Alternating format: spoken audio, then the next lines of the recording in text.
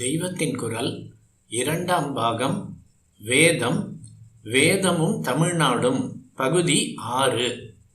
சமணர் என்றால் ஜைனர்கள். ஜீனர் என்கிற மகாவீரரை பின்பற்றுவதால் ஜைனர் என்ற பெயர் உண்டாயிற்று. சிரமணர் என்ற வார்த்தை தமிழில் சமணர் என்று ஆயிற்று.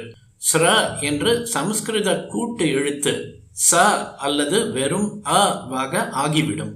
சிராவணம் என்பது இப்படித்தான் ஆவணி என்று ஆயிருக்கிறது. சங்கரன் சட்டி என்பதிலெல்லாம் வரும் ச சப்தம் தமிழில் சில இடங்களில் அ ஆகிவிடும். சமர் யுத்தம் என்பது அமர் என்று வருகிறது. யுத்த களம்தான் சமர்களம் என்பது. அதை அமர்களம் என்கிறோம். ஷரீரத்தை ரொம்பவும் சிரமப்படுத்தி கடினமான விரதங்களை அனுஷ்டிப்பதால் ஜைனர்களுக்கு சிரமணர் என்று பேர். அது தமிழில் சமணர் என்றும் அமணர் என்றும் ஆகிறது. ஜைனர்களில் ஸ்வேதாம்பர் என்ற பெயரில் வெள்ளை வஸ்திரம் கட்டிக்கொள்பவர்கள் உண்டு. இல்லாது போனால் திகம்பரர்களாக நிர்வாணமாகவே இருப்பார்கள். இதனால் தான் துணி கட்டிக்கொள்ளாத எவனையுமே அமணனாக சொல்லி அம்மணக்கட்டை என்கிறோம். தேரர் என்றால் தேராவாதிகள் எனப்படும் பௌத்தர்கள். இந்த இரண்டு மதஸ்தர்களையும் தான் அமனோடு தேரரை என்று முதற் பாட்டில் சொல்கிறார். அவர்கள் வேதத்தையும் யஜ்ஞத்தையும் நிந்திப்பவர்கள் என்று தோஷம் சொல்லுகிறார். அது பெரிய பாவம் என்கிறார். சிவபக்தி இல்லாதவர் என்று சொல்லவில்லை.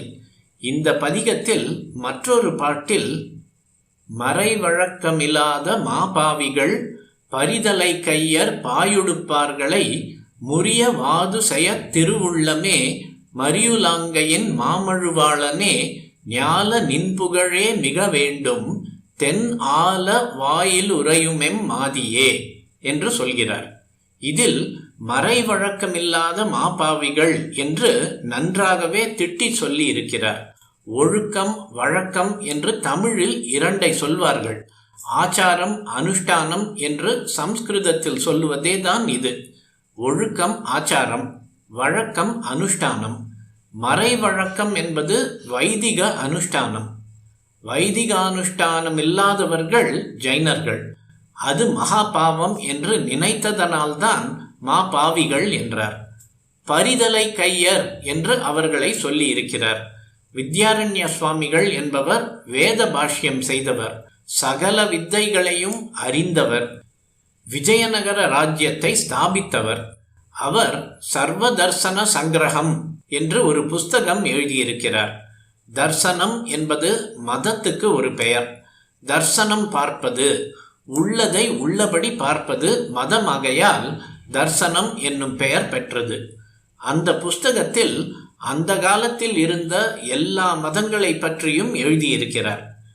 ஜைன மதத்தை பற்றி எழுதியிருக்கும் இடத்தில் ஜைனர்கள் கேசோல்லுஞ்சனம் பண்ணிக்கொள்வார்கள் என்று சொல்லியிருக்கிறார். உல்லுஞ்சனம் என்றால் பிடுங்குதல் என்று அர்த்தம். பாவம் செய்வதற்கு பலனாக கஷ்டத்தை அனுபவிக்க வேண்டும். கஷ்டத்தை அனுபவித்தால் பாவம் போய்விடும். தலையில் உள்ள கேசத்தை ஒவ்வொன்றாக பிடுங்குவதால் கஷ்டம் உண்டாகும். அதனால் பாவம் குறையும் என்பது ஜைனர்களுடைய அபிப்பிராயம். அதனால் ஒவ்வொரு மயிராக பிடுங்கிக் கொள்வார்கள். அவர்கள் வஸ்திரம் உடுத்த மாட்டார்கள். கடவசனாக என்று சொல்லப்பட்டிருக்கிறது. கடம் என்றால் பாய், வசனம் என்றால் ஆடை. பாயை உடுப்பார்கள்.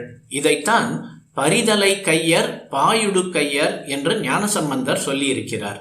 அவர்கள் செய்யும் பாவம் மறை வழக்கத்துக்கு பாஹ்யர்களாக வெளியாராக இருப்பதும் வேத வேள்வியை நிந்தனை செய்வதும் என்று சொல்லியிருக்கிறார்.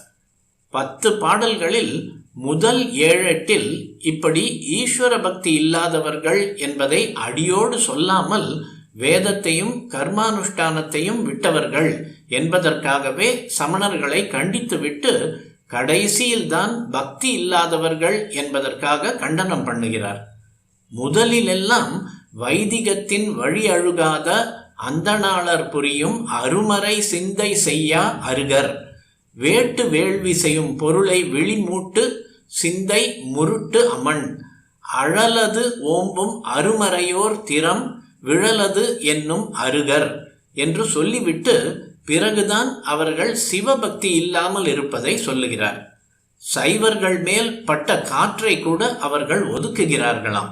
நீற்று மேனியாராயினர் மேலுற்ற காற்று கொள்ளவும் நில்லா அமணரை என்று சொல்லிவிட்டு கடைசியில்தான் அன்று முப்புறம் செற்ற அழக நின் துன்று பொற்கழல் பேணா அருகரை என்பதாக நேராக அவர்கள் ஈசன் எந்தையின் இணையடியை வழிபடாததை தோஷமாக சொல்கிறார்.